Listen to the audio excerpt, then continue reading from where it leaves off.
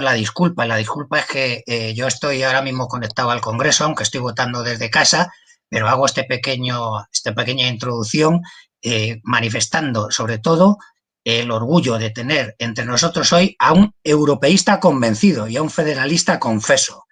Eso que en estos tiempos puede parecer un motivo anecdótico, no lo es, porque gran parte de nuestro futuro se juega en Europa. Acordaros del lema en aquellas elecciones donde decíamos el futuro se decide en Europa y nosotros decíamos y el primer gol lo marcaremos en Carabanchel. Y en esas estamos, así que sin más, Domenech, cuando quieras empiezas, tomas la palabra y se irán incorporando más compañeros. Yo en cuanto tenga huequines en el debate del Congreso me seguiré conectando. Un abrazo y gracias. Muchas gracias.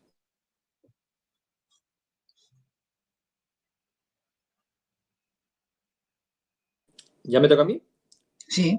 Ah, de acuerdo. Muchas gracias lo primero. Me habían dado otra... Ah, vale. Sí. Muchas gracias a Rafael Vélez y a Raquel y al conjunto de la agrupación socialista de Carabanchel por la invitación a estar hoy con vosotros y la oportunidad de compartir algunas ideas sobre lo que está pasando en la Unión Europea, fundamentalmente respecto a su dimensión política, podríamos decir, de integración política, en el marco, obviamente, de lo que es la respuesta europea, económica y financiera, a las consecuencias de la pandemia del coronavirus. Decía el secretario general que soy un europeísta convencido y un federalista convencido. En efecto lo soy, pero no es muy difícil serlo porque es el programa oficial de nuestro partido. Nuestro partido se ha presentado a las elecciones europeas de hace un año ahora con un programa europeísta, como siempre, por otro lado. No debemos olvidar que somos, sin decirlo con arrogancia, el partido político más europeísta del espectro político español. Y también nos presentamos a esas elecciones con una plataforma que reclamaba una unión política de corte federal en Europa. Eso tampoco debe llamarle a nadie la atención, porque somos un partido federal, en primer lugar. Nuestros órganos son federales, se denominan federales. Y además, en el debate territorial español también hemos apostado desde hace mucho tiempo por la fórmula de una España federal o de un desarrollo plenamente federal de nuestro Estado autonómico. Y esta idea se resume, como sabéis, en el lema, de alguna manera, en el lema de una España federal y una Europa federal. Por tanto, esa ha sido nuestra vocación, y es una vocación que se está realizando también en buena medida. Nosotros estamos liderando bastante en Bruselas con nuestras ideas. Hemos liderado, en cierto modo, en cuanto a la selección del personal político en Europa. Pensemos, por ejemplo, que nuestro compañero Josep Borrell, que fue el cabeza de lista en las elecciones, en nuestro cabeza de lista, como sabéis, es el alto representante de la Unión Europea para la política exterior y de seguridad común, y es también vicepresidente de la Comisión Europea, y por tanto uno de los principales puestos en juego fue para un socialista español. Pero además se ha dado también la feliz circunstancia de que la presidenta del Grupo Socialista Europeo, de todo el Grupo Socialista en el Parlamento Europeo, es también una socialista española, que es nuestra compañera Irache García Pérez. Por tanto, desde el primer momento hemos tenido una representación muy fuerte como socialismo español en las instituciones europeas, en la Comisión y en el Parlamento. En segundo lugar, tuvimos una influencia programática también muy importante. Es decir, me acabo de referir a la dimensión del personal político, pero junto a ello la dimensión programática. Si echáis un vistazo o si repasamos juntos las famosas 6 prioridades de la comisión actual, presidida por von der Leyen, muchas de nuestras prioridades, de nuestras principales prioridades, están reflejadas en el programa de la Comisión. Esto no es por casualidad. El Grupo Socialista Europeo, en el que nosotros, los socialistas españoles, tenemos un peso fundamental porque somos la principal delegación, es decir, con nuestros 21 diputados somos la delegación más grande del Grupo Socialista Europeo, cuyo nombre técnico es el Grupo de los Socialistas y Demócratas. Nosotros, y Irache, nuestro nombre, en el nombre de los 150 diputados socialdemócratas europeos, puso una serie de condiciones programáticas para que nosotros diéramos el apoyo a la señora von der Leyen, que, como sabéis, es una alemana del Partido Popular Europeo, una democristiana. Y, por ejemplo, para dar nuestro voto a favor, exigimos que entre esas 6 prioridades estuviera el famoso Pacto Verde Europeo. O también la inclusión del pilar social o pilar europeo de derechos sociales en esas prioridades. O el relanzamiento del sistema, del sistema europeo de asilo y refugio, que por cierto sigue pendiente. O un papel de Europa más fuerte en el mundo, o el impulso a la democracia europea. Todas esas son prioridades de nuestro programa y, por tanto, nosotros nos sentimos muy reconocidos en el programa de la Comisión Europea. Por tanto, son 2 victorias. Una victoria en términos de personal político, una victoria en términos programáticos en la nueva Comisión. Y también, en cierto modo, una influencia importante de nuestra visión en la línea ideológica del Grupo Socialista Europeo. Acabamos de aprobar hace apenas 10 días un documento de posición sobre la Unión Política Europea o la dimensión política de la integración, que es muy federal. Federal en el sentido de dar más poder al Parlamento Europeo para que pueda decidir en todos los asuntos en pie de igualdad con el Consejo, que es donde se sientan los gobiernos de los Estados miembros, y que hasta ahora tiene una influencia y un peso mayor que el del Parlamento, y por tanto no podemos hablar de un sistema plenamente federal en Europa en la medida en que necesitamos que haya una equiparación, una igualdad entre la Cámara de los Ciudadanos, es decir, el Parlamento Europeo, y la Cámara de los Estados, es decir, el Consejo. También es necesario que en el Consejo tengamos un funcionamiento más transparente, en el sentido de que en la mayoría de las ocasiones desconocemos las posiciones que adoptan los gobiernos en sus reuniones, o las conocemos al final, pero no durante el transcurso de toma de decisiones, cosa que no sucede en el Parlamento, donde se conocen las posiciones de los distintos grupos políticos.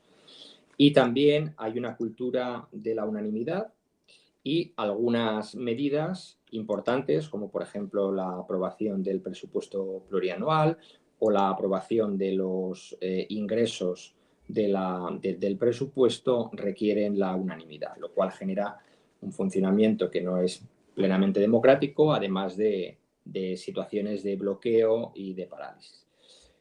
Y además, en este documento hemos reclamado que precisamente esas ideas de la transición ecológica o del pilar social, que no están incluidas en el Tratado de Lisboa, se incluyan en el tratado. De esta manera, como socialistas europeos, estamos reclamando 2 cosas. Un tratado más completo, con una dimensión social y ecológica más fuerte que la actual, pero también una toma de decisiones más democrática, con mayor participación del Parlamento, más eficaz, con un funcionamiento más democrático y más transparente por parte del Consejo, y en conjunto una mayor efectividad en la proyección de la Unión hacia el resto del mundo. Pues bien, ese documento ha sido impulsado también por los socialistas españoles, que el grupo ha hecho suyo, y no ha sido nada fácil aprobarlo porque yo sé que en el ámbito de nuestro partido la visión federal europea es algo, yo creo que muy asumido, pero no era esta una tesis universalmente aceptada en el socialismo europeo y sigue sin serlo, de hecho. Hemos tenido un debate, como digo, muy fuerte con nuestros compañeros escandinavos, fundamentalmente, suecos, daneses y finlandeses, que tienen una visión mucho menos ambiciosa de la unidad o de la integración política europea, y aunque hemos tenido una amplísima mayoría para aprobar este documento, por encima del 90%, no ha habido la unanimidad. Y eso lo que quiere decir es que tenemos que seguir desde el Partido Socialista Obrero Español trabajando en el seno del Partido Socialista Europeo y de nuestro grupo parlamentario para tener una posición fuerte en este asunto, precisamente en un momento en el que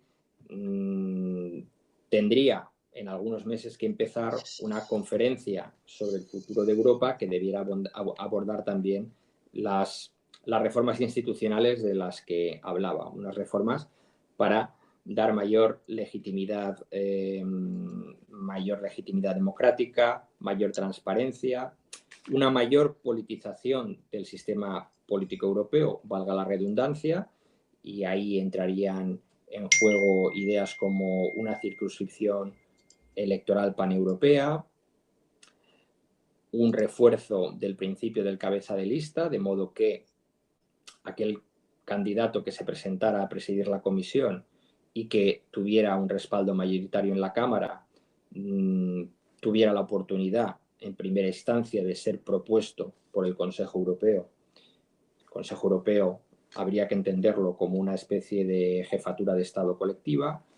Ese Consejo Europeo tiene, de acuerdo con el Tratado de Lisboa, la potestad de proponer al Parlamento un candidato a presidir la Comisión Europea, como cualquier régimen parlamentario, como el nuestro, pero debemos asegurarnos de que el Consejo Europeo realmente propone a alguien que se ha presentado a las elecciones a presidir la Comisión Europea, al menos en primera instancia, y que ha logrado el respaldo o que cuenta con el respaldo mayoritario de la Cámara, digamos, a priori o antes de que el Consejo Europeo realice esta propuesta.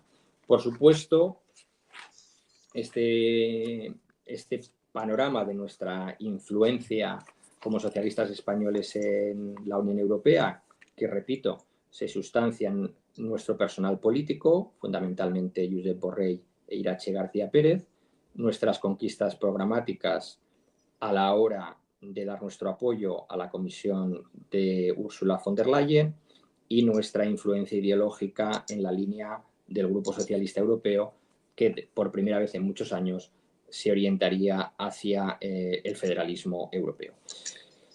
Pero, evidentemente, la pandemia del coronavirus también ha sido un factor, como no podía ser de otro modo y como todos sois conscientes, en el devenir de la Unión Europea. Pero, más allá de lo que ha supuesto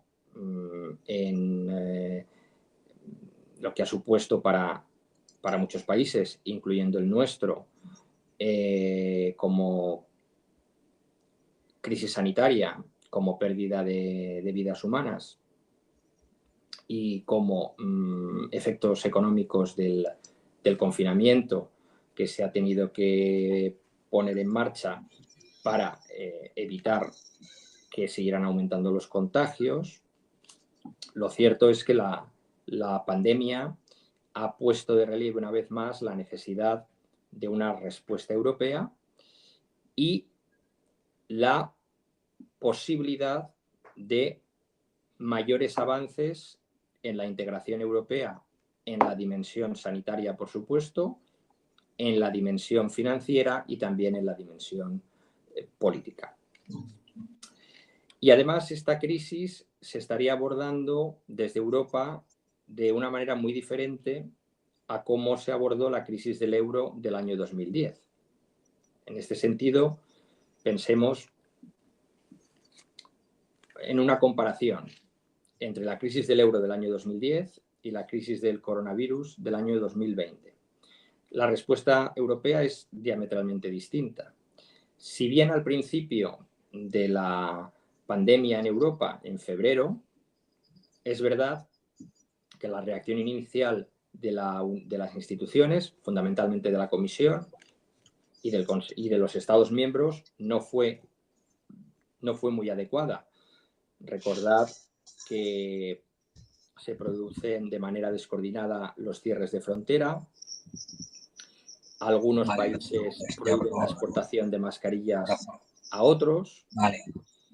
Pero superada esa primera fase, que dura realmente 15 días en febrero, a partir de ahí la respuesta en términos económico-financieros contrasta mucho con la crisis del año 2010, porque ni se pregona una apuesta por la austeridad ni por el ajuste fiscal y al contrario, el Banco Central actúa mucho más rápido que hace 10 años con un programa de compra de bonos públicos y privados que en conjunto, incluyendo las últimas medidas, tiene un valor de 1 billón de euros y que ha sido particularmente beneficioso para países como el nuestro y que ha impedido que suba los intereses de nuestra deuda pública.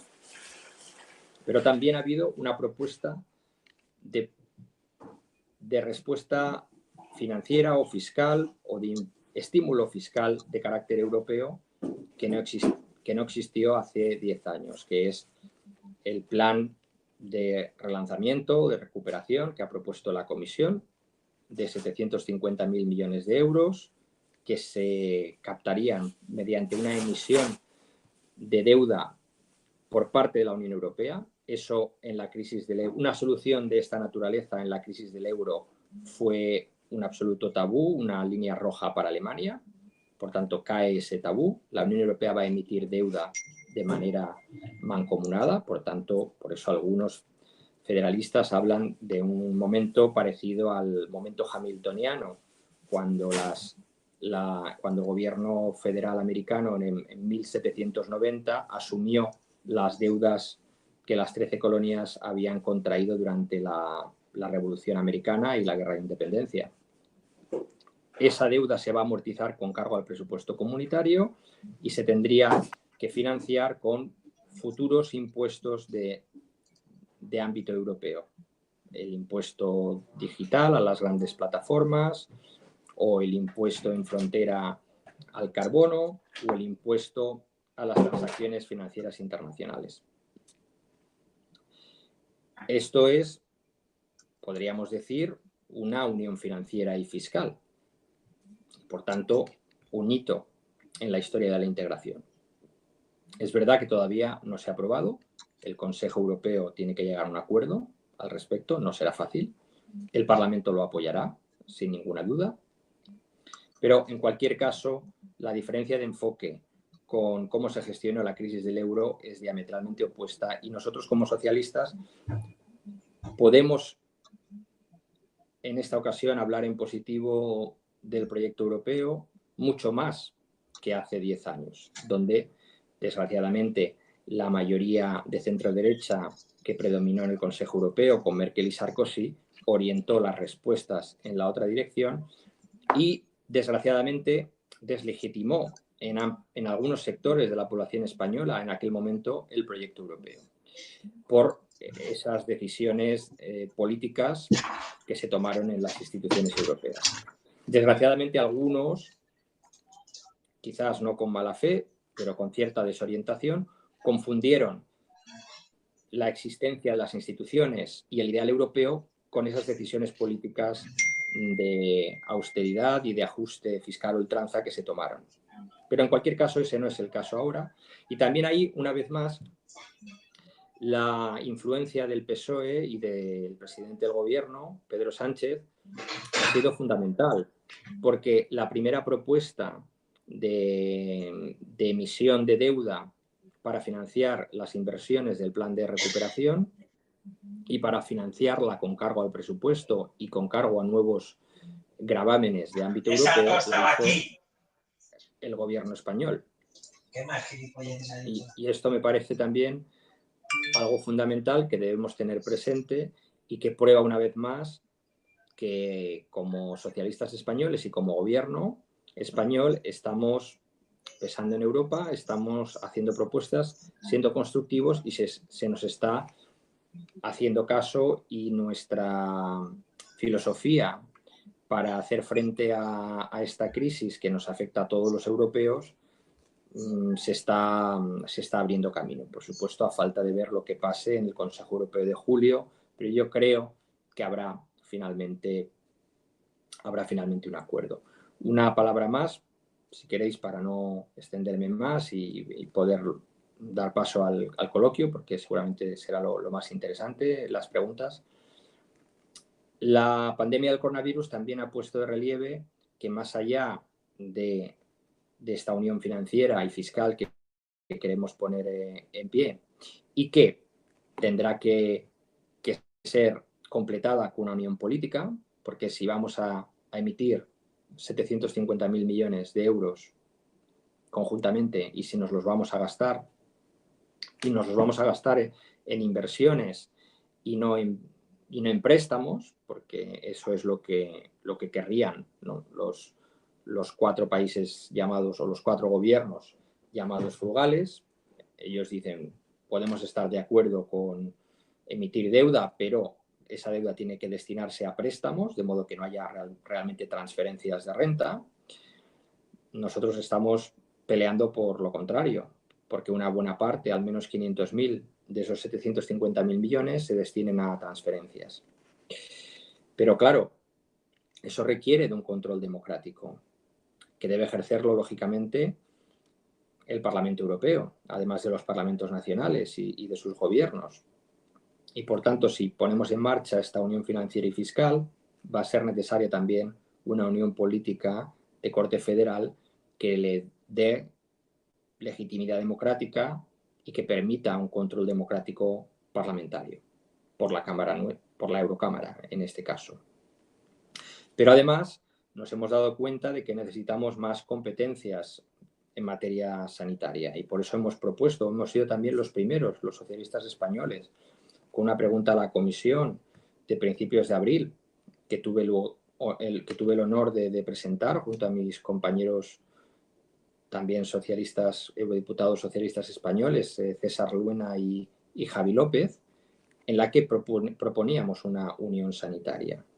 Esta idea también la ha acogido el Grupo Socialista Europeo y también la Comisión con una nueva propuesta para su programa de salud, porque una pandemia es un mal público además de naturaleza transfronteriza, y por tanto necesitamos también mecanismos de ámbito transnacional desde el nivel europeo para abordarlo.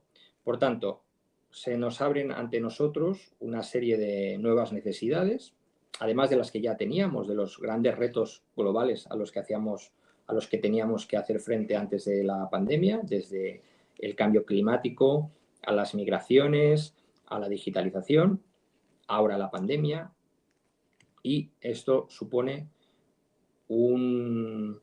una necesidad, un momento de replanteamiento y de relanzamiento de la integración en su dimensión sanitaria, en su dimensión financiera y en su dimensión política. Esto es lo que yo creo que debemos abordar prioritariamente en la conferencia sobre el futuro de Europa, que todavía no está convocada. Esta conferencia debe ser un momento de encuentro de las 3 grandes instituciones, del Consejo, de la Comisión y del Parlamento, junto con la sociedad civil y la ciudadanía, y los parlamentos nacionales, por cierto, para preparar una nueva fase en la integración, que, en mi opinión, debe concluir con un nuevo tratado o una constitución de corte federal. No es algo que vayamos a lograr de la noche a la mañana, no es algo a lo que seguramente se apunten todos los Estados miembros, seguramente tengamos que ir a una integración diferenciada, siempre abierta a los Estados que no quieran participar, digamos, en el núcleo original, pero que cuando se sientan preparados puedan unirse. Pero, en cualquier caso, hay que apuntar en esa dirección, porque si Europa no se une más, no gestiona estos retos transnacionales conjuntamente y no se une más dentro para ser fuerte fuera, podemos caer en la irrelevancia en un mundo, como sabéis, cada vez más complicado desde el punto de vista geopolítico, con China, Rusia y Estados Unidos cada vez menos proclives a cooperar en el marco multilateral, y por tanto Europa no tiene más alternativa que unirse más políticamente en su interior para proyectar poder e influencia en el resto del mundo, no solamente, por supuesto, para defender nuestros intereses, pero sobre todo para defender nuestros valores. Termino diciendo que la conferencia todavía no está convocada. El Parlamento desde hace tiempo, desde enero, tiene una posición al respecto, también en la Comisión, y estamos esperando a que el Consejo, quizás esta semana, tenga una posición y podamos empezar las negociaciones interinstitucionales entre las tres instituciones para convocar esta conferencia. Idealmente debiera empezar en septiembre, reunirse y trabajar durante unos 2 años y realizar una propuesta que posteriormente pudiera dar lugar a un proyecto de reforma de los tratados. En cualquier caso, creo que como socialistas españoles tenemos que seguir haciendo lo que estamos haciendo, que es liderar en los temas sociales en Europa, en las instituciones, en los temas de solidaridad y también en la dimensión política e institucional y en clave federal del proyecto europeo. Muchas gracias y quedo a vuestra disposición para el coloquio. Muchas gracias. Creo que había ya alguna mano levantada. ¿Es tuya, Rafa? Como no tienes puesto el nombre, no te veo. Enciende el micrófono, no se te oye. No se te oye, Rafa.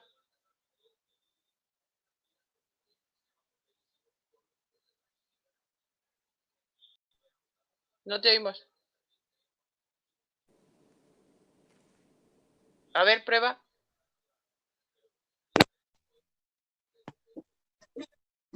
¿Se me oye? Sí, ahora sí. Luego es el... Son los auriculares. Es el aparato este que no transmite bien, el que tengo. Buenas tardes, Domene.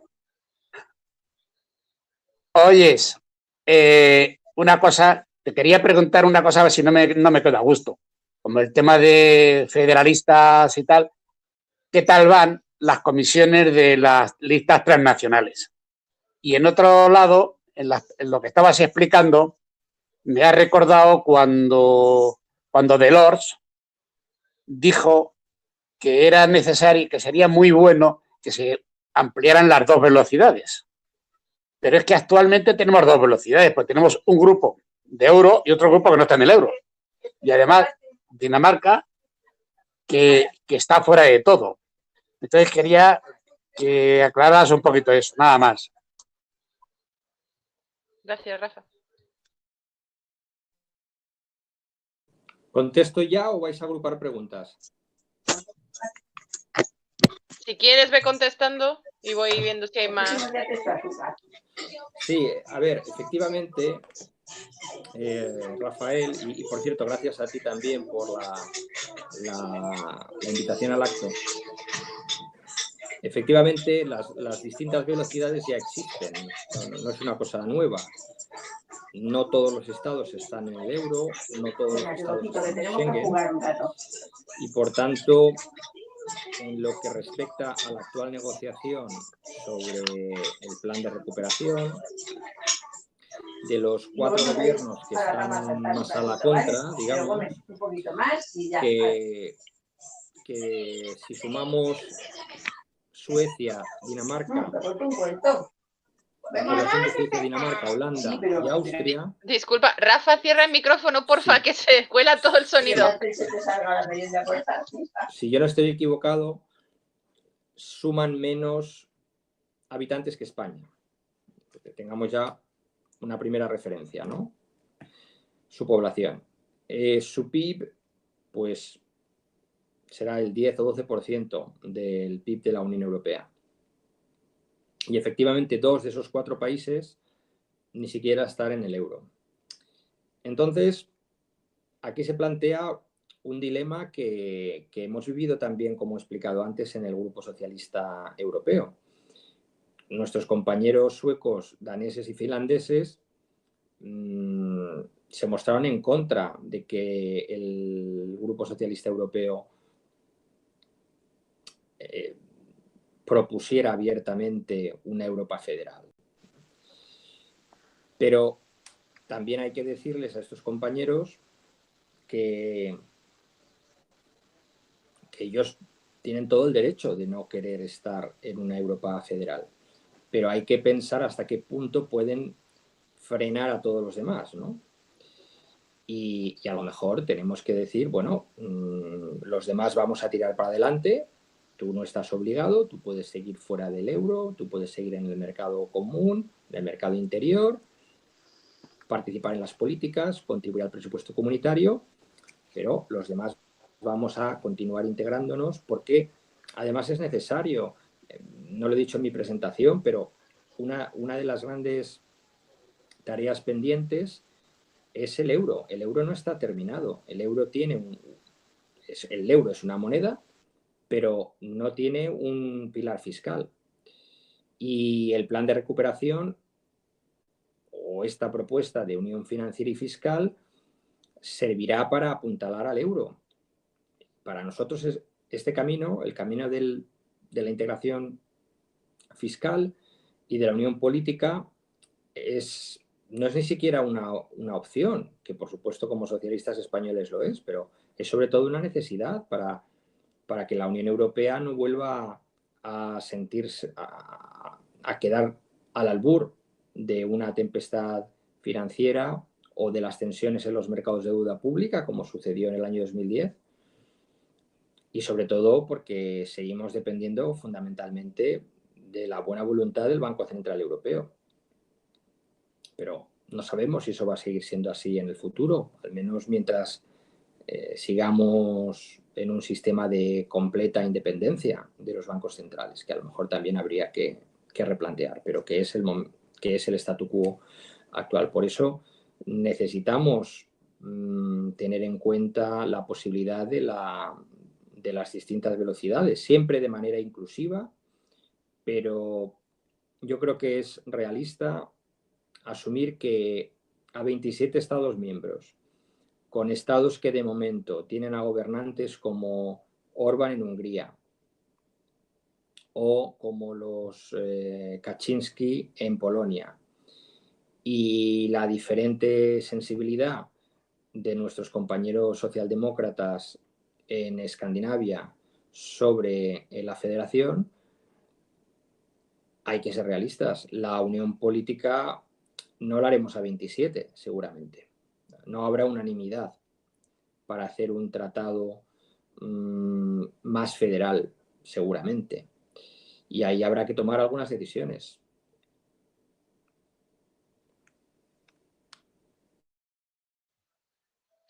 ¿Más palabras? Gracias. ¿Alguna otra?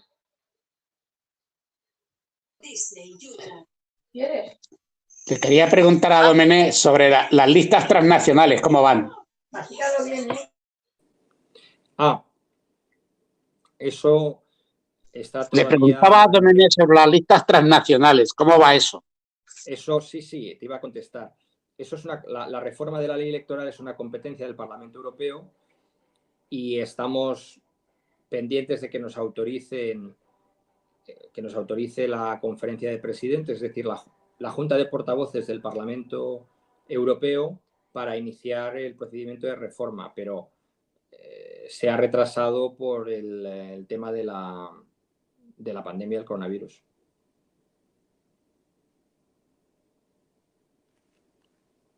Gracias. ¿Alguna intervención? ¿Palabras? María José. Sí, hola, buenas tardes. Gracias por estar aquí con nosotros. Además, no se suele hablar mucho de Europa.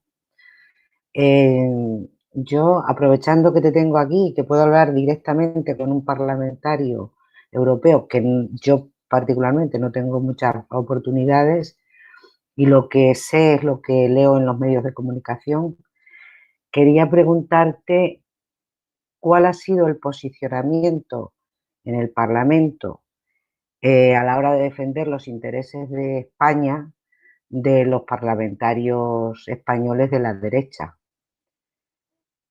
por un lado. Y por otro lado, ¿cómo se recibe, qué se percibe desde allí de la situación que está viviendo España con su oposición, con la oposición al gobierno? Nada más, muchas gracias. Pues efectivamente, en mi opinión, el Partido Popular se ha equivocado en dos asuntos muy importantes en Europa.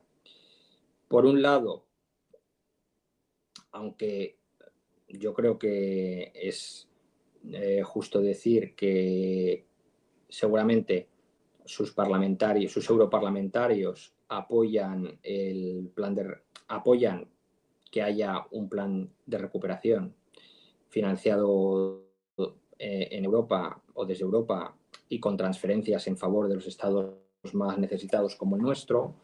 Yo creo que por indicación de su cúpula en España, pues han actuado en contra de los intereses de España. Yo realmente creo que es una pena. Creo que es una pena que el Partido Popular y Pablo Casado hayan hecho esta oposición tan destructiva en un momento de emergencia nacional y que incluso la hayan trasladado esa oposición, no una oposición útil como la que hizo en su momento Zapatero o como la que hizo Pedro Sánchez, sino una oposición muy destructiva y muy lesiva de nuestros intereses, la han trasladado a las instituciones.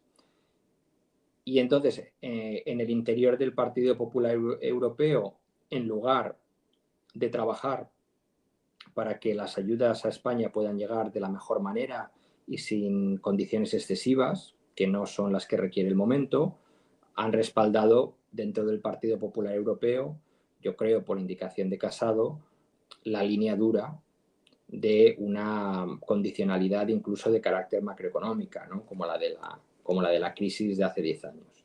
Eso es, yo creo, un error grave que han cometido. Y el otro error ha sido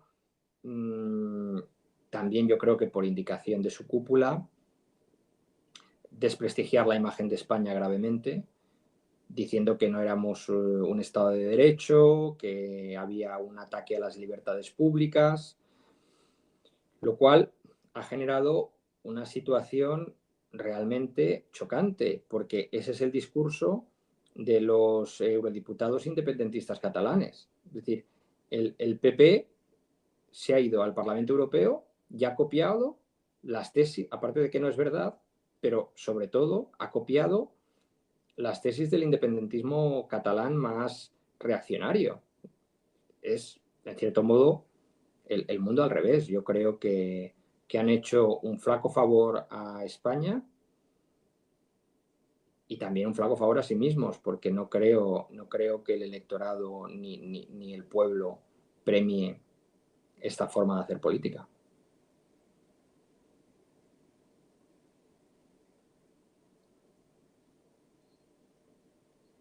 Gracias. ¿Alguna intervención más?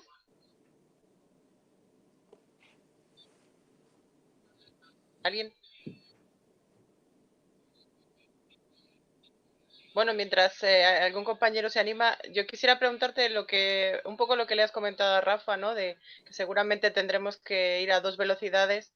Y esto que has comentado sobre la Constitución Europea, ya recuerdo que no sé si en 2004 o por ahí se estaba trabajando en un texto.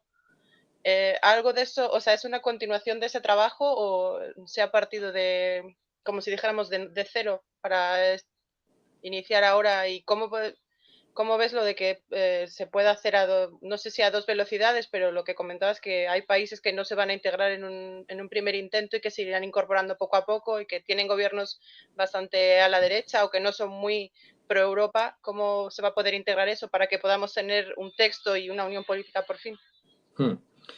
Sí, pregunta muy pertinente. Efectivamente, hubo ya un primer intento de una Constitución Europea. En el año 2004 se aprobó el Tratado Constitucional. Tenía muchos elementos innovadores, por ejemplo, la creación del Servicio Exterior Europeo, una suerte de servicio diplomático de la Unión Europea, y sobre todo ampliaba muchas materias al procedimiento de codecisión. El procedimiento de codecisión, lo único que quiere decir, con la jerga que se utiliza en Bruselas, es que la decisión sobre una determinada materia, sea política de los consumidores, medio ambiente, lo que sea, debe tomarse en pie de igualdad por el Parlamento y por el Consejo, es decir, por la Cámara de los Ciudadanos y por la Cámara de los Gobiernos. La Constitución Europea amplía y generaliza la codecisión a unas 80 materias que antes estaban reservadas exclusivamente al Consejo, es decir, a los gobiernos. También eso se llama o se caracteriza como método intergubernamental. Y claro, es un método mucho más opaco y mucho menos democrático por la exclusión del Parlamento. Y además, pues a ese nuevo tratado, además de estas dos innovaciones, se le daba el nombre de Constitución, que simbólicamente es importante, y se decía que nuestra bandera era la bandera de las 12 estrellas doradas sobre un fondo azul, y se decía que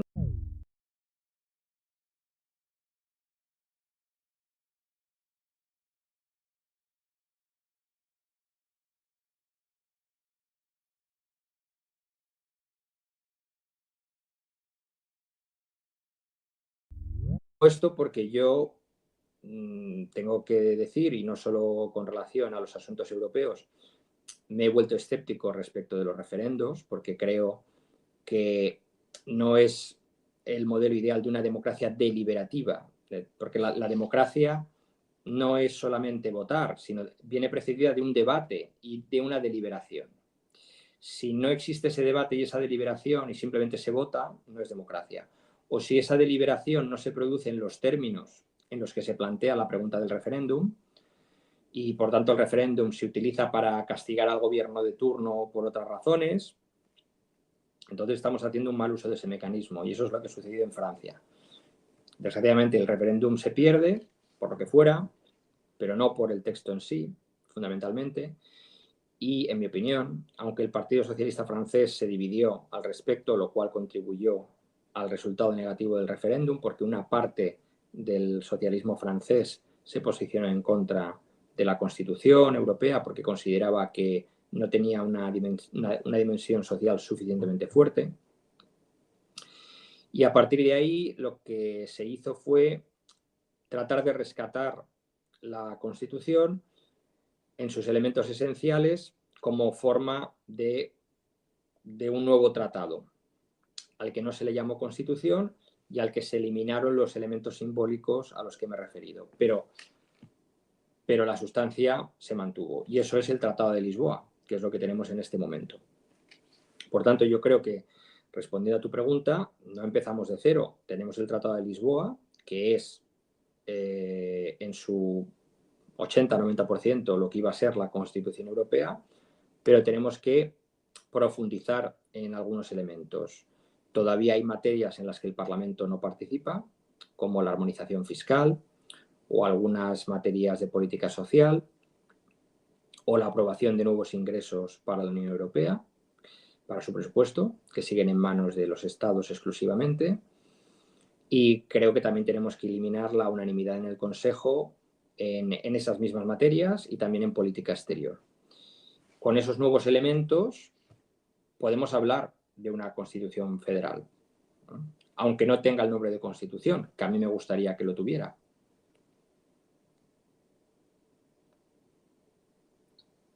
Gracias. ¿Alguna palabra?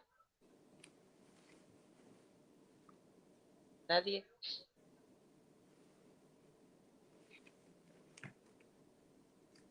Pablo, no se te oye.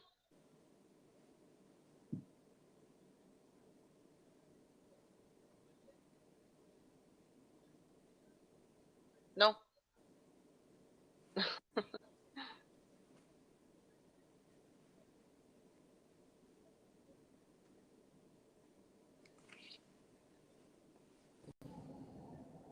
No. Ahora. Ahora, vale. Gracias. Perdonad.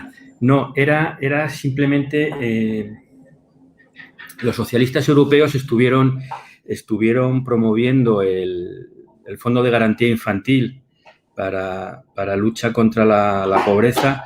¿En qué situación quedó todo aquello? Porque fue una apuesta importante de los socialistas europeos y al final ha habido más problemas y más trabas quizá de los previstos en un fondo en el que aparentemente no debiera de existir ningún problema.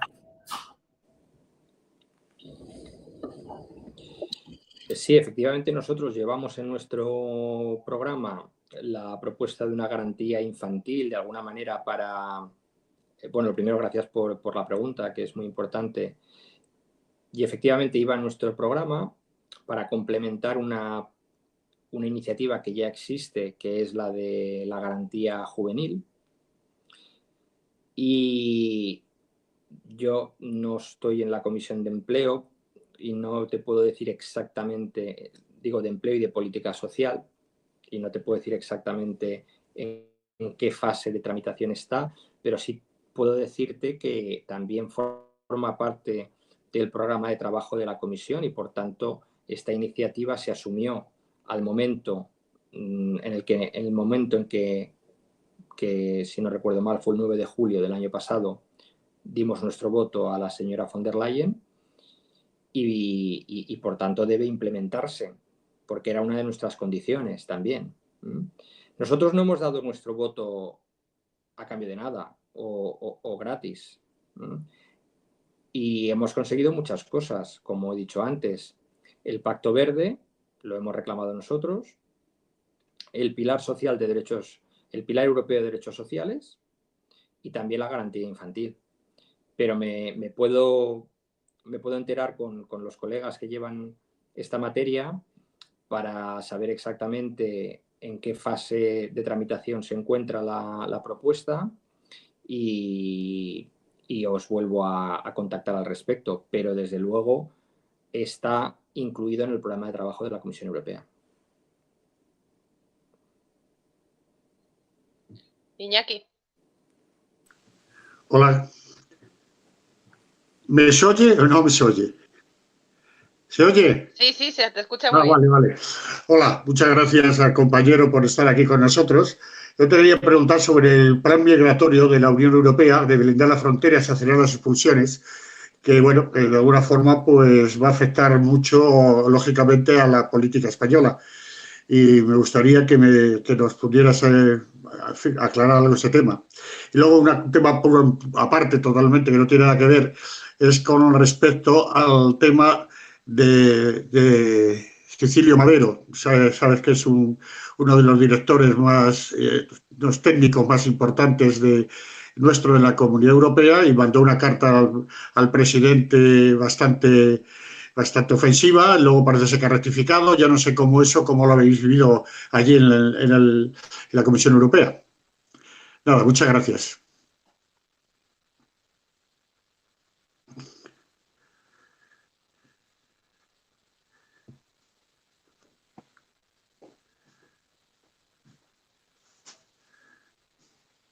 Sí, creo que, no sé si se ha quedado congelado. Sí, se ha congelado. Se ha congelado. No sé si me ha oído al final, no me ha oído, no le veo, sale esto con el fondo gris, ¿no? Sí, a ti se te ha escuchado, pero él como se ha... Creo que hace un rato que estás así, ¿eh? Vamos a esperar a ver si... Y si no te ha escuchado, le repites la pregunta, no pasa nada. Vale.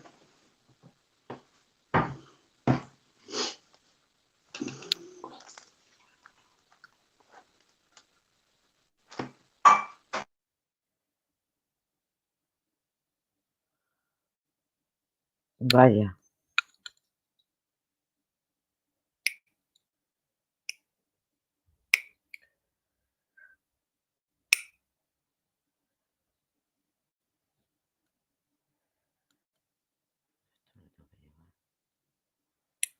Sí, definitivamente creo que se le ha cortado.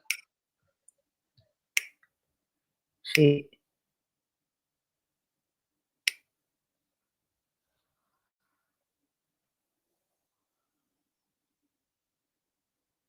Bueno.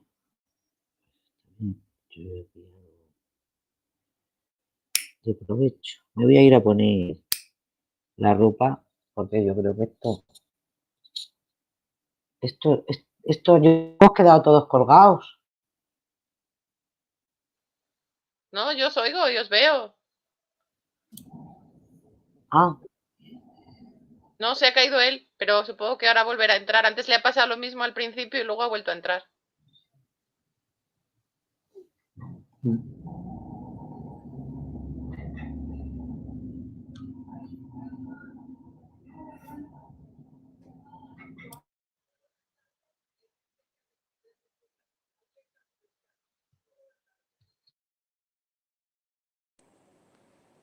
Hola a todos. De parte de Domenech, se ha caído un momentito la instalación, pero está volviendo, ¿vale?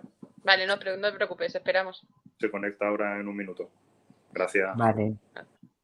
Gracias.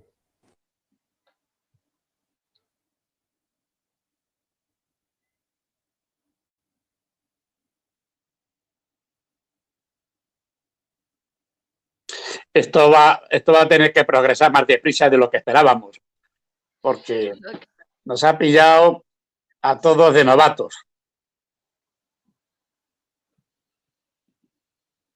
No, pero ya lo hacemos. Hoy ha funcionado muy bien. Pero hoy ha funcionado muy bien. Y cada vez lo hacemos mejor. Eso te iba a decir, Rafa, si cada vez estás mejor. Sí. Ya le has pillado el tranquillo.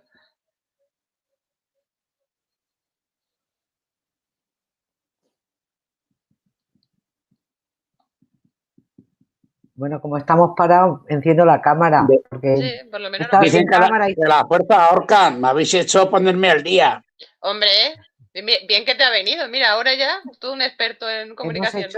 Hemos hecho un máster en telemática. Pero ya sabes, progresa adecuadamente. Hoy te he visto muy bien, solo te han fallado los auriculares, pero estás ya hecho tú un experto.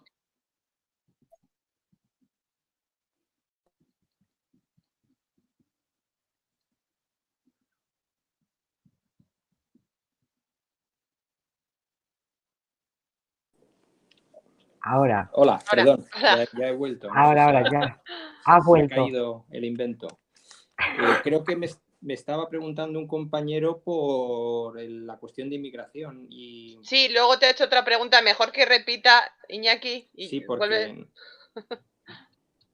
si nos importa. Sí, no, en absoluto. No, lo que te preguntaba era sobre el plan de inmigración de la Unión de Fronteras y acelerar las expulsiones, que sentaba con una comisión que propondría a los 27 un acuerdo para las cuotas de acogida y todo esto, ¿no? Esto por un tema, por un lado.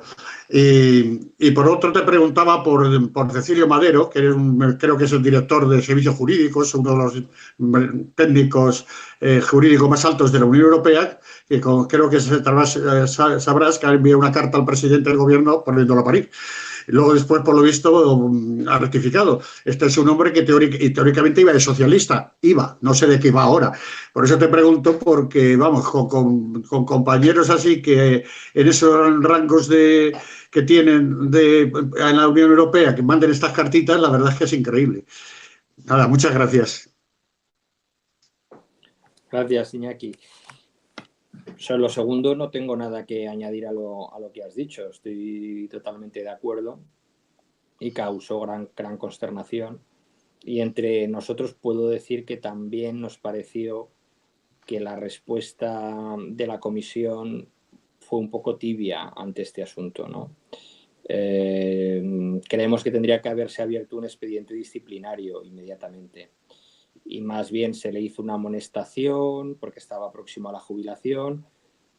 Luego ha publicado esta retractación pública, o sea que entiendo que esa retractación ha sido lo que de alguna manera ha evitado que se abriera un expediente, pero en cualquier caso nos parece que está completamente, como te puedes imaginar, completamente fuera de lugar que un alto funcionario europeo se permita injuriar de esa manera a un presidente del gobierno. No se corresponde con la función que ocupa, ¿no? ni con el prestigio de la institución. Respecto de la primera cuestión, desgraciadamente parece que la Comisión Europea en este campo se está orientando hacia una solución fundamentalmente securitaria y no humanitaria ni de gestión de lo compartida de los flujos migratorios. Los socialistas españoles y el gobierno de España desde el 2018, pero en este sentido incluso antes, hemos venido insistiendo en que, dado que la migración, como otros fenómenos a los que me he referido antes, son de naturaleza transnacional y que nosotros somos frontera sur de la Unión Europea, no somos solamente frontera de España, sino frontera sur de la Unión Europea, debe haber una distribución de las llegadas y debe hacerse un espíritu de solidaridad y con respeto al derecho internacional y al humanitarismo en general. Es cierto, como sabéis, que hay varios gobiernos que se oponen numantinamente al reparto de refugiados o de personas rescatadas en el mar, fundamentalmente el gobierno de Hungría, pero no solo, y la Comisión Europea parece que se da por vencida y abandona este principio y propone un plan en el que creo que la intención es conseguir el apoyo de los estados del sur mediante un refuerzo del control de fronteras para reducir las llegadas y de esta manera que no haya, es decir, cubriendo de esa manera la falta de un mecanismo de reparto de las llegadas. Yo creo que es un mal enfoque. Yo creo que debemos seguir trabajando por el sistema de reparto, aunque haya un sistema de reparto que, por cierto, no lo digo para no confundir los términos de la discusión. Cuando habléis con otros compañeros y ciudadanos fundamentalmente, y cuando socialicéis nuestro mensaje político, para no confundir los términos de la discusión, el reparto de personas rescatadas en el mar no requiere de la unanimidad en el Consejo. Esta materia se puede aprobar por mayoría cualificada. Y yo creo que debiera hacerse. El hecho de que uno o dos gobiernos incumpla el derecho comunitario, como han hecho Hungría o Eslovaquia, y por lo que ya han sido condenados por el Tribunal de Justicia y han tenido que pagar sus multas, no impide el buen funcionamiento del sistema para la mayoría de la Unión Europea. Y creo que en eso es bueno no confundir la morfología del sistema con sus patologías. Al mismo tiempo, sí que hay un elemento positivo en la propuesta de la Comisión, que es el establecimiento de un sistema europeo de búsqueda y rescate en el mar. Yo creo que eso es un elemento positivo. Pero, en mi opinión, en este momento al menos del debate sobre el paquete migratorio y de asilo, no podemos renunciar a la idea de un mecanismo solidario de reparto de las llegadas. Aun cuando la comisaria propone algún mecanismo compensatorio de carácter obligatorio de tipo financiero, es decir, permitiendo que algunos gobiernos puedan elegir entre